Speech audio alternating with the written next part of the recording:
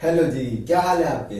आज हम बात करने वाले हैं क्लास 9 चैप्टर 6 के बारे में, जिसमें हम डिस्कस करने वाले हैं एनिमल टिश्यू। तो एनिमल टिश्यू क्या होता है, सबसे पहले एनिमल टिश्यू के बारे में बात करते हैं। Animal tissues are made up of animal cells, यानी कि जो एनिमल टिश्यू होते हैं वो किससे मिलकर बने होते हैं, एनिमल सेल से मिलकर बने होते हैं। These tissues are usually not rigid since the cells do not have cell wall. अब क्या है कि ये जो टिश्यू है वो रिजिड नहीं होते हैं और उनकी because of the absence of the rigidity ना होने की वजह से उनके पास सेल वॉल भी नहीं होती है।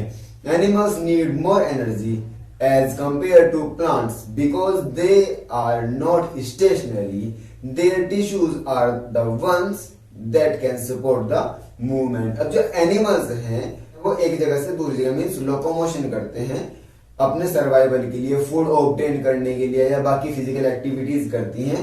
तो ये सब जब वो काम करते हैं तो उसके लिए उनको मूवमेंट यानी कि उनको लोकोमोशन, एक जगह से दूसरी जगह उनको जाना पड़ता है और इसीलिए उनको एक लार्ज अमाउंट ऑफ एनर्जी की रिक्वायरमेंट रहती है। ठीक है, the tissues in the case of animal are made up of living cells so that they can move and perform cellular function. जो एनिमल सेल्स है, जो एनिमल टिश्यूज हैं, animal tissue living होते हैं और वो लिविंग इसलिए क्योंकि उनका most of part living cell से मिलकर बना होता है। लिविंग सेल से हमारे क्या मतलब है, जैसे हम प्लांट्स के बारे में डिस्कस किया तो हमने देखा था कि जैसे जाइलम है, जाइलम के पार्ट, फ्लेम के पार्ट, स्क्लेरेन्काइमा, तो मोस्ट ऑफ क्या था, डेड पार्ट था और वो फंक्शनिंग कर रहा था। लेकिन एनिमल के अंदर ऐसा नहीं है। एनिमल टिश्यूज के अंदर क्या होता है कि एनिमल टिश्यूज के अंदर मैक्सिमम टिश्यूज लिविंग होते हैं और लिविंग होने के बाद वो फंक्शन करते हैं। नेक्स्ट पॉइंट पे बात करते हैं, cells in animals grow uniformly and not only in certain region of the body. जैसे प्लांट्स के अंदर मेरिस्टेमेटिक टिश्यू था और मेरिस्टेम ग्रोथ कर रहा था, इसको हम ग्रोथिंग रीजन ऑफ द प्लांट कह रहे थे कि वो ग्रोथिंग साइड के प्लांट की और उसी में वो ग्रोथ करता था। लेकिन एनिमल्स के केस में ऐसा नहीं होता है कि किसी स्पेसिफिक पार्ट पे वो ग्रोथ करे। एनिमल टिश्यूज में कैसा होता है कि एनिमल टिश्यूज में जो पूरी बॉडी है, पूरी बॉडी के अंदर कोई स्पेसिफिक साइट नहीं होती, मीन्स पूरी बॉडी में हर जगह ग्रोथ होती है। Means every part of the body is growthing site, यानी कि बॉडी का जो सभी पार्ट होते हैं वही क्या है, ग्रोथिंग साइट होते हैं। नेक्स्ट पॉइंट में, the organs and organ system in animals are highly developed, यानी कि जो एनिमल्स होते हैं, एनिमल्स के ऑर्गन और ऑर्गन सिस्टम बहुत ज्यादा डेवलप होते हैं। अगर हम बेसिकली बात करें कि जो एक ह्यूमन की बॉडी है या कोई किसी भी एनिमल की बॉडी है तो वो किस तरीके से बनी होती है, सबसे पहले सेल से मिलकर बनता है टिश्यूज और टिश्यू से मिलकर बनते हैं ऑर्गन और ऑर्गन से मिलकर बनता है ऑर्गन सिस्टम और ऑर्गन सिस्टम से मिलकर बनती है कंप्लीट बॉडी। अगर हम एक एग्जांपल से इसको समझें तो कोई भी सेल हो गई, जैसे कि हमारा एपिथेलियल सेल, एपिथेलियल सेल के स्किन बना रही है। ठीक है, हमारे स्किन के फॉर्मेशन को एपिथेलियल सेल, तो डिफरेंट एपिथेलियल सेल मिलकर क्या करेगी, किसी ऑर्गन की लेयरिंग बना रही है, ऑर्गन का जो लेयर है उसको बना रही है। ठीक है, तो वो ऑर्गन की लेयर बना के जो एक वो एपिथेलियल सेल है, वो एपिथेलियल सेल मिलकर क्या बना रही है, एपिथेलियल टिश्यू बना रही है। फिर जो एपिथेलियल टिश्यू है वो अलग अलग ऑर्गन्स का फॉर्मेशन कर रहा है। फिर जब वो ऑर्गन का फॉर्मेशन करता है फिर वो ऑर्गन, उस टाइप के ऑर्गन मिलकर हमारा एक ऑर्गन सिस्टम बनाते हैं। मान लीजिए स्टमक हो गया, लीवर हो गया, इंटेस्टाइन हो गया, वो सब ऑर्गन मिलकर क्या कर रही है, एक सिस्टम बना रही है जिसको हमने डाइजेस्टिव सिस्टम बोलता है। इसी तरीके से जो सिस्टम हमारी बॉडी के अंदर मिलते हैं, जैसे कि digestive system, respiratory system, circulatory system, वो सिस्टम मिलकर क्या बनाते हैं, हमारी पूरी बॉडी को बनाते हैं। ठीक है, इसी तरह के डिफरेंट सिस्टम्स मिलकर हमारे पूरी बॉडी को बनाते हैं। और जो एनिमल्स होते हैं वो animals as compare to plants ज्यादा एडवांस होते हैं। तो बात करते हैं टाइप्स ऑफ एनिमल टिश्यूज की एनिमल टिश्यूज के क्या क्या टाइप्स होते हैं। एनिमल टिश्यू के कुछ बेसिक टाइप होते हैं, जैसे epithelial tissue, muscular tissue, connective tissue and nervous tissue. तो इसमें हम एपिथेलियल, कनेक्टिव, नर्वस और कनेक्टिव टिश्यू के बारे में ही बात करेंगे। सबसे पहले बात करते हैं एपिथेलियल टिश्यू के बारे में कि एपिथेलियल टिश्यू क्या होता है। Epithelial tissues are seen on the outer layer of a body और ऑर्गन सरफेस, यानी कि किसी भी ऑर्गन की सरफेस पे या बॉडी पे सबसे जो आउटर लेयर होती है वो कौन बनाता है, वो एपिथेलियल टिश्यू बनाता है। They form the outer most protective layer of most animal, यानी कि जितने भी एनिमल्स हैं, मोस्ट ऑफ एनिमल की जो आउटर कवरिंग है, आउटर प्रोटेक्टिंग लेयर है, उसको कौन बना रहा है, एपिथेलियल टिश्यू बना रहा है। अब इनके फंक्शन क्या है, the main function of the epithelial tissues is to act as a barrier and separate different organs and systems of from each other। कि जो हमारी बॉडी है, हमारी बॉडी के अलग अलग पार्ट को एक दूसरे से अलग करने का काम करता है। और सेकंड पॉइंट आता है कि वो आउटर एनवायरनमेंट से जो बॉडी का इनर एनवायरनमेंट है उन दोनों को सेपरेट करने का काम करता है। जैसे ये स्किन है, ये स्किन क्या कर रही है, आउटर एनवायरनमेंट, ये जो एयर है, एटमोस्फेयर, सबको इनर एनवायरनमेंट से सेपरेट करने का काम कर रहा है। There is no space between the cells of epithelial tissues, यानी कि जो एपिथेलियल टिश्यू होता है उसकी सेल के बीच में किसी भी तरीके का कोई भी स्पेस नहीं होता, वो कंडेंसली मींस टाइटली पैक्ड होती हैं। The cells are permeable, this make it possible for them to exchange material between different parts of the body and also between the body and the external environment. अब permeable का मतलब क्या होता है? Permeable का मतलब होता है, जैसे हमने प्लाज्मा मेम्ब्रेन को पढ़ा था कि वो सेमी परमिएबल होता है, यानी कि वो जिस चीज को परमिशन दे वो बॉडी के अंदर जाए और वो जिस चीज को परमिशन दे वो बॉडी के बाहर जाए। तो अगर हम इसके बारे में बात करें, परमिएबल का मतलब कि ये सेल परमिएबल होते हैं जिससे कोई भी एक ऑर्गन से दूसरे ऑर्गन के अंदर किसी भी चीज का ट्रांसपोर्टेशन इजीली हो जाता है, ठीक है, या फिर हमारी बॉडी के अंदर आउटर एनवायरनमेंट से किसी भी चीज का ट्रांसपोर्टेशन पॉसिबल हो जाता है। तो इन ये सब क्या आते हैं, ये सब हमारे एपिथेलियल टिश्यू और एपिथेलियल टिश्यू के फंक्शन से। तो बात करते हैं टाइप्स ऑफ एपिथेलियल टिश्यू की। एपिथेलियल टिश्यू के क्या क्या टाइप होती हैं? बेसिकली एपिथेलियल टिश्यू के 4 टाइप्स होते हैं। कौन कौन सा? सबसे पहला simple squamous epithelial tissue, stratified squamous epithelial tissue, columnar epithelial tissue और cuboidal epithelial tissue.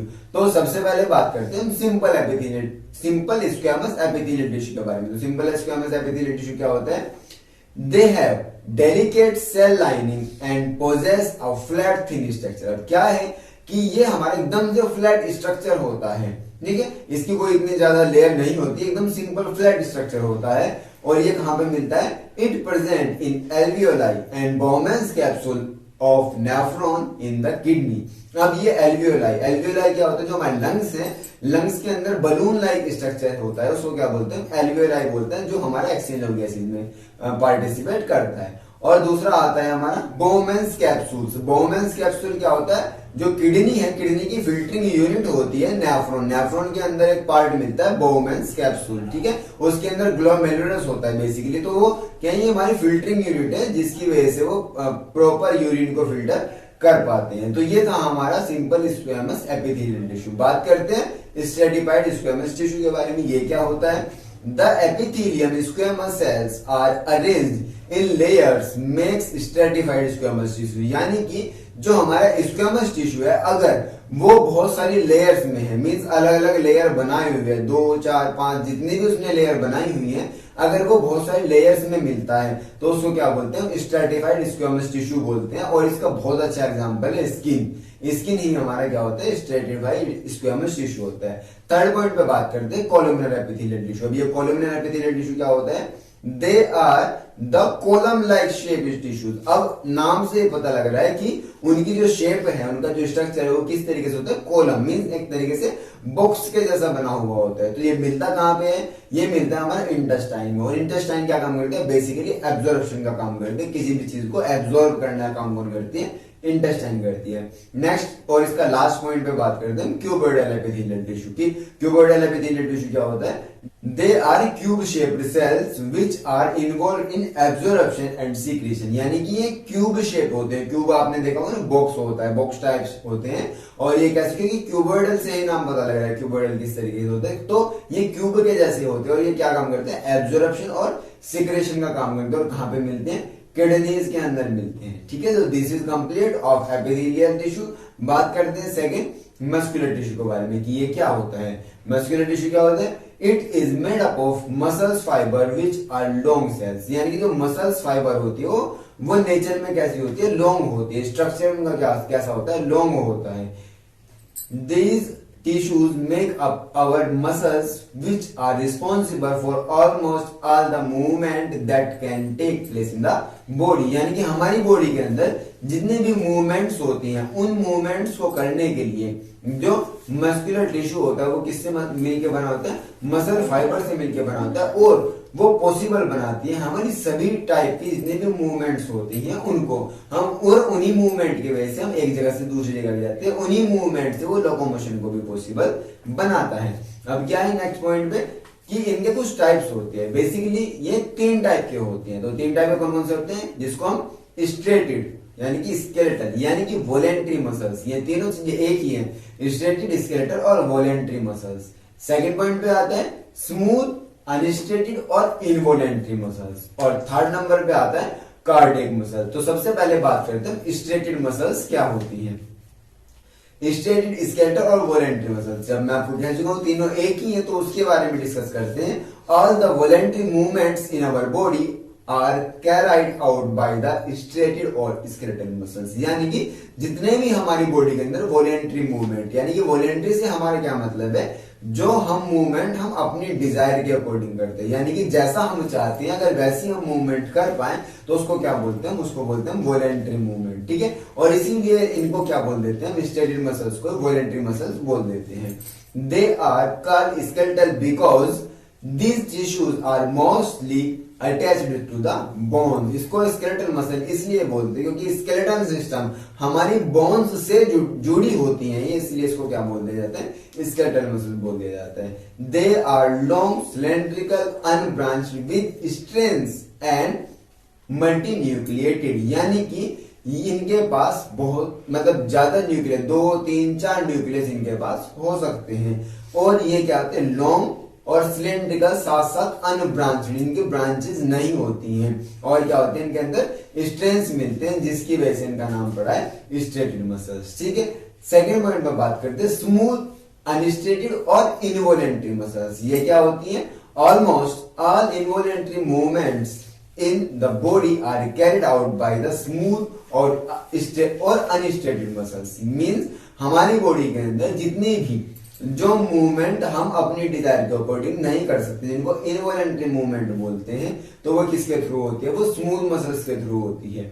They are long, smooth, spindle shape and uninucleate. We can find them in the alimentary canal and blood vessels, यानी कि ये हमारी body के उन organs में मिलते हैं जिनको हम मूव नहीं कर सकते। जैसे कि हमारा एलिमेंट्री कैनाल, एलिमेंट्री कैनाल क्या होता है, इसमें इसोफेगस, स्टमक ये सब आती हैं, तो उनके अंदर मिलने वाली जो सेल्स होती है उनका जो लेंथ होती है वो लॉन्ग होते हैं, वो स्मूथ होती है और स्पिंडल शेप्ड होती है। साथ साथ उनका जो न्यूक्लियस होता है, उन सेल्स के अंदर न्यूक्लियस का नंबर 1 होता है। ये मिलती कहाँ पे, एलिमेंट्री कैनाल और ब्लड वेसल्स के अंदर मिलती है, और इनको हम अपनी डिजायर के अकॉर्डिंग मूव नहीं कर सकते हैं। थर्ड पॉइंट पे बात करते हैं cardiac muscle. Basically cardiac muscle क्या होती है, जो कार्डियक से याद आ रहा है हार्ट में रहने वाली मसल्स, ठीक है। These are special kind of involuntary muscles which make up our entire heart, यानी कि हमारे जो हार्ट को बनाने में काम करता है, तो उसको क्या बोल देते हैं,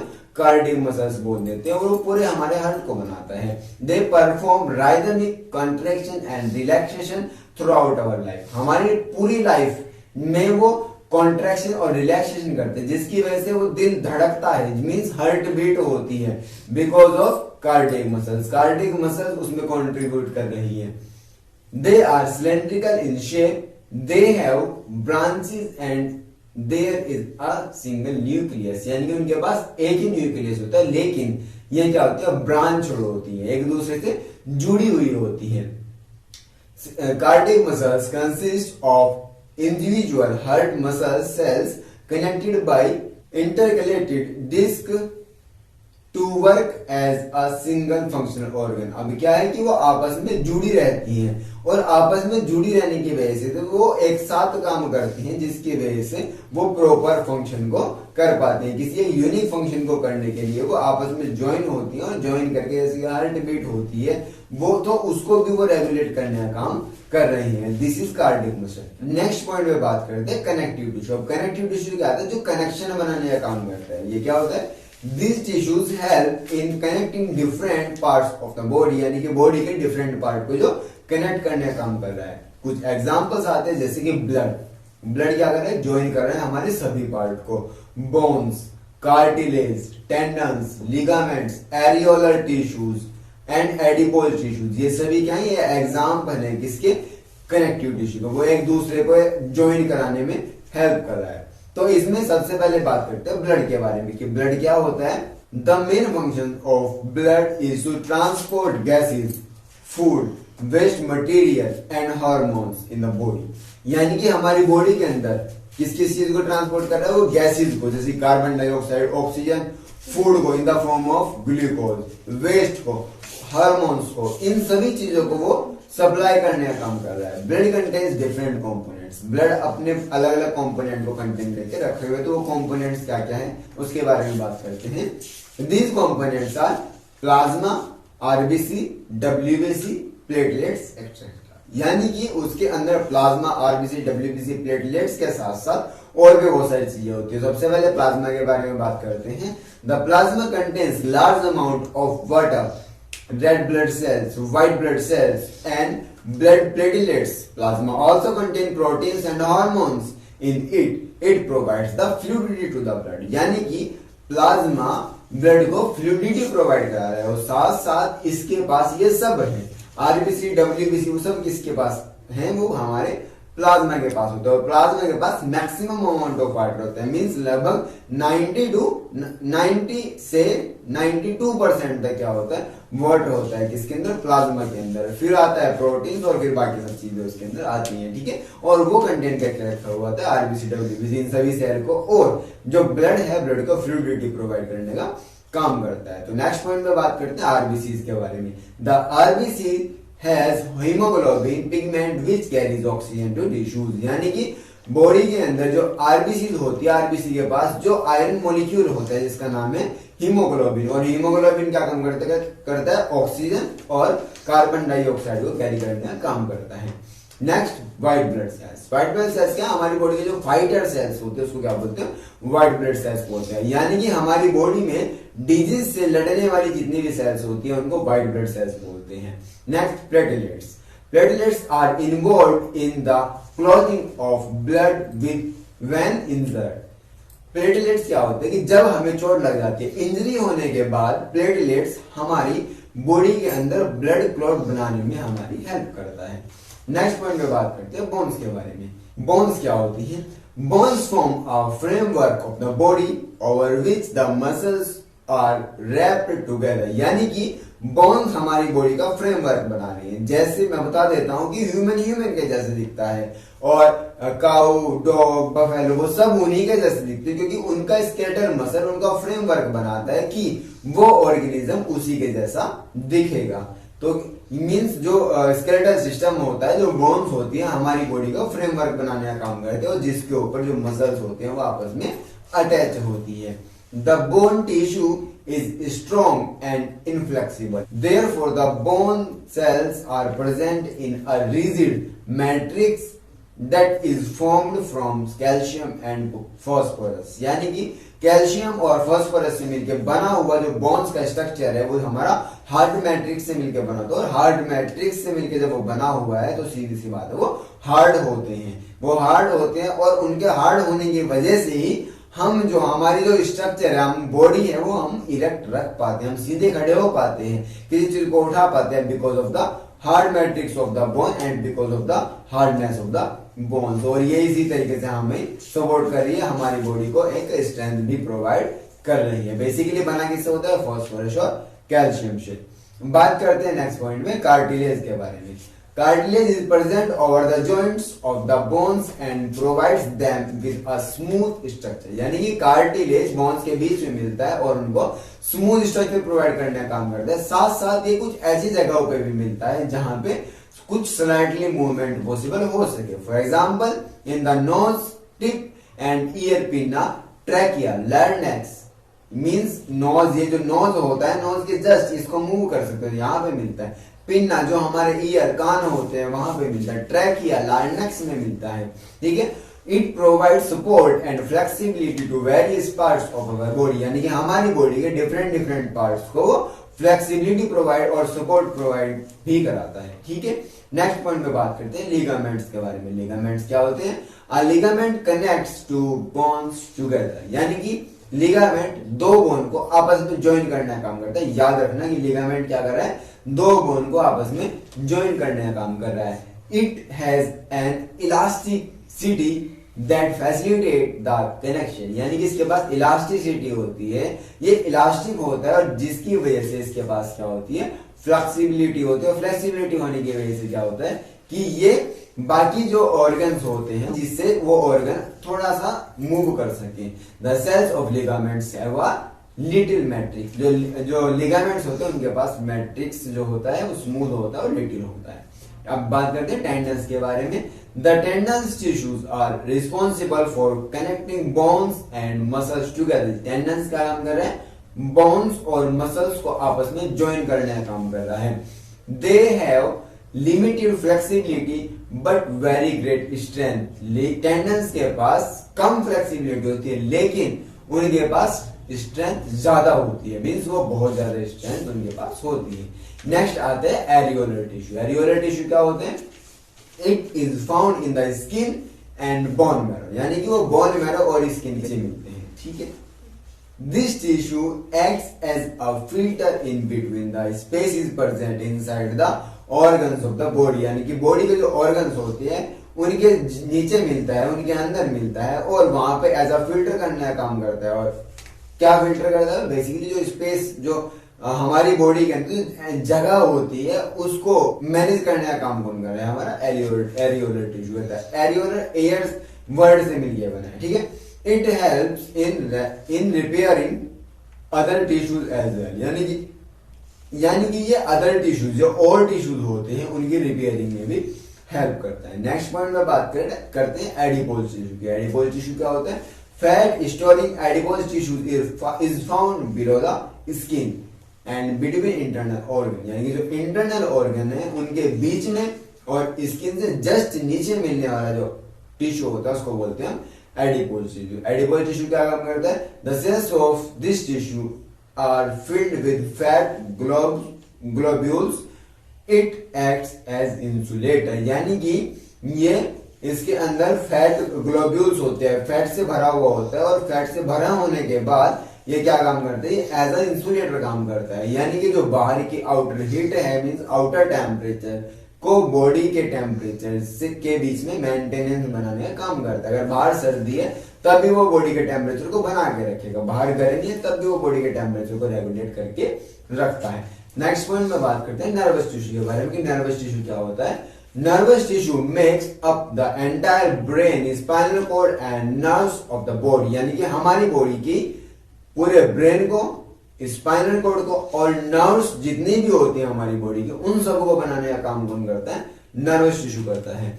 they are responsible for all sensations, consciousness, memory and emotions, यानी कि ये रिस्पॉन्सिबल होता है जितना भी सेंसेशन होता है, कॉन्शियसनेस और मेमोरी और जितनी भी चीजें हम अपने आसपास देखते हैं उनके ऊपर रिएक्ट करते हैं, तो उसको उसके ऊपर जो रिस्पॉन्सिबल होता है, इन सब चीजों के लिए रिस्पॉन्सिबल कौन होता है? हमारा नर्वस सिस्टम रिस्पॉन्सिबल होता है। तो बात करते हैं वी रिएक्ट टू स्टिमुला, यानी कुछ भी चीज अगर आसपास हो रही है तो उसको उसके ऑपोजिट यानी कि उसके रिगार्डिंग हम किस तरीके से कोई भी एक्शन लेते हैं उसके बारे में बात करते हैं। This is because of the nervous tissues present in our body. Nervous system हमारी बॉडी के अंदर है। They are capable of transmitting information quickly from the brain to different part of the body and vice versa, यानी कि कोई भी चीज हो रहा है तो उसको डायरेक्ट उस मैसेज को ब्रेन तक पहुंचाने का काम कर रहे हैं और ब्रेन उसको क्या कर रहा है? कैलकुलेट करने के बाद कि उसको एनालिसिस करने के बाद उस मैसेज को उसके ऊपर एक्शन देने की बात करता है और जो एक्शन वो ले रहा है हमारा ब्रेन, वो ब्रेन किसके पास तक पहुंचाता है? वो ब्रेन बॉडी के पार्ट तक पहुंचाता है कि अब ये होने वाला है, तुझे ये एक्शन लेना चाहिए। जैसे कि अगर हमारे सामने शेर आ जाता है तो हम क्या करेंगे? भागेंगे। क्यों? क्योंकि हमें पता है कि उससे एक ही जरिया है बचने के लिए, कोई और दूसरी एक्टिविटी करेंगे जिससे हम उससे बच सकते हैं। अब शेर क्या के नाचेंगे थोड़ी ना, ठीक है, तो खा जाएगा तो उसे बचने के लिए हम कोई ना कोई एक्शन लेंगे, तो ब्रेन एकदम से रिस्पॉन्स करता है कि भाई ऐसे कर तो तू बच सकता है, अदरवाइज वो खा लेगा तुझको, ठीक है। नेक्स्ट पॉइंट आता है therefore nervous tissues are found in nerves, brain and spinal cord. इसी वजह से जो नर्वस टिश्यूज होते हैं हमारा ब्रेन, स्पाइनल कॉर्ड और नर्व्स में मिलते हैं। Nervous tissues is made up of cells called nerve cells और न्यूरॉन, यानी कि नर्वस टिश्यू जिन सेल से मिलकर बनाते हैं उनको न्यूरॉन या फिर नर्व सेल बोलते हैं। These neurons connected together to form the nerves of the body, यानी कि ये सेल्स आपस में मिलती हैं और हमारी बॉडी की क्या बनाती है, नर्व्स बनाती है। न्यूरॉन्स आपस में कनेक्ट होने के बाद नर्व्स बनाती हैं, जो पूरा एक वेब होता है जो हमारी बॉडी के अंदर फैला हुआ होता है। नेक्स्ट पॉइंट पे बात करते हैं स्ट्रक्चर ऑफ द न्यूरॉन की। न्यूरॉन का क्या स्ट्रक्चर होता है, बड़ा कॉमन सा स्ट्रक्चर है, आप देख सकते हो बराबर में इमेज में बना हुआ है, ये न्यूरॉन है। These are the cells that form the entire nervous system. Neuron consists of a cell body, axon and axon terminals. यानी कि जो न्यूरॉन है वो किन किन पार्ट से मिलकर बना होता है, न्यूरॉन मिलकर बना होता है सेल बॉडी से, एक्सॉन से एंड एक्सॉन टर्मिनल, जो दोनों एंड को उसके अंदर मिलते हैं। तो सबसे पहले बात करते हैं इसमें सेल बॉडी के बारे में। सेल बॉडी क्या होती है, there is a nucleus and other organelles are present in the cell body. और सेल बॉडी को क्या बोलते हैं, साइटोन भी बोलते हैं, सोमा भी बोलते हैं। तो सेल बॉडी के अंदर न्यूक्लियस के साथ साथ बाकी ऑर्गन्स भी मिलते हैं। It maintains functions of the cell body and nucleus of the neuron is to maintain the functionality of the cell. यानी कि जो सेल है, सेल किस तरीके से वर्क कर रही है उसको रेगुलेट करने का काम कौन कर रहा है, न्यूक्लियस। और जो सेल बॉडी के अंदर बाकी सभी ऑर्गेनल्स हैं वो उस सेल को न्यूट्रिशन प्रोवाइड करना या बाकी सब चीजें प्रोवाइड करने का काम कर रही है। तो नेक्स्ट पॉइंट पे बात करते हैं डेंड्राइट्स। ये डेंड्राइट्स क्या होते हैं, a cell body that consist of some branch like structure called dendrites. यानी कि जो सेल है उसके ऊपर ये जो ब्रांच के जैसा स्ट्रक्चर है उसको क्या बोल रहे हैं हम, उसको बोल रहे हैं डेंड्राइट्स। और ये डेंड्राइट्स क्या करते हैं, they receive chemical signal from different neurons of the body, they can convert these chemical signals into electrical signals and pass them to the neuron cell body। यानी क्या होता है कि डेंड्राइट्स केमिकल सिग्नल को accept करते हैं, उस chemical signal को चेंज करते हैं किसमें, इलेक्ट्रिकल इंपल्स में, और देन वो इलेक्ट्रिकल सिग्नल फिर ट्रांसपोर्ट होता है दूसरे न्यूरॉन में।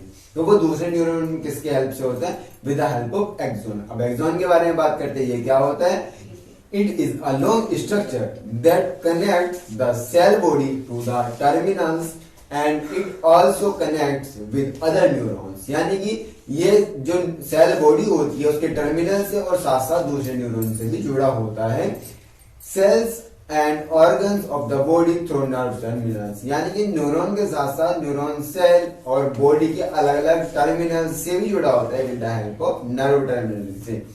It allows for the first transmission of signal. ये जो फर्स्ट ट्रांसमिशन होता है उसको पॉसिबल बनाता है, मींस जो सिग्नल जा रहे हैं वो उसके अंदर को जाते हैं और ये एक्सॉन है जिसकी वजह से वो बड़ी रैपिडली ट्रांसफर होते हैं।